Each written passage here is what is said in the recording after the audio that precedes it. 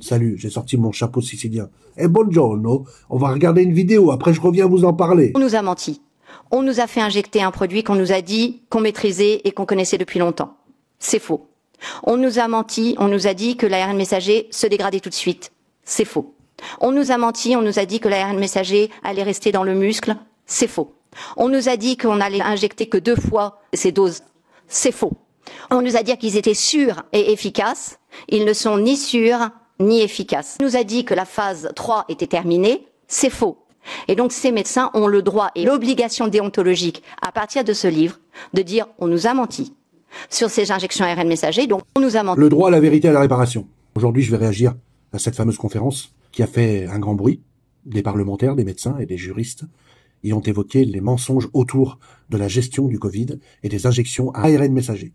Des documents internes, des témoignages, des chiffres, tout semble pointer vers une manipulation politique et pharmaceutique aussi, et à grande échelle.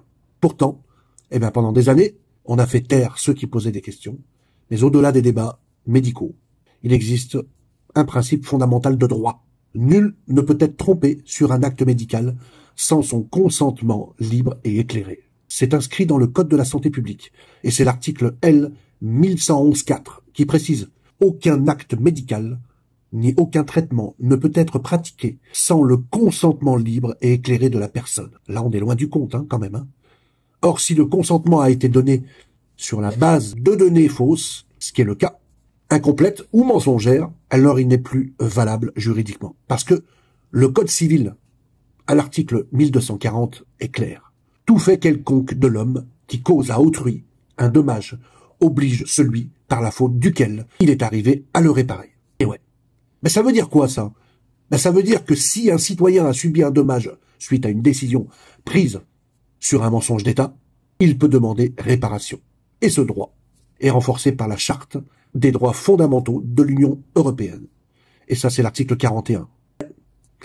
Et cet article 41, il garantit quoi? Il garantit le droit à une bonne administration et à la transparence et à la réparation en cas de faute.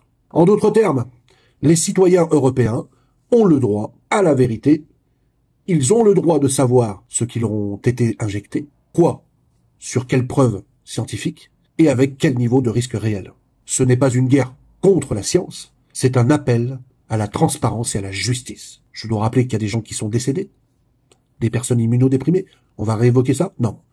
Car si la confiance a été brisée par des mensonges, alors la réparation morale, physique et financière devient un devoir d'État. Oui, devient un devoir d'État. Et tant qu'on n'aura pas reconnu la vérité, on ne parlera pas de complot.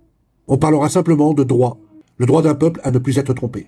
Le droit à la vérité et le droit à la réparation. Alors, mesdames, messieurs, le ministère de la Santé et le gouvernement français, je parle pour la France et surtout l'Union européenne, qu'en est-il du dédommagement?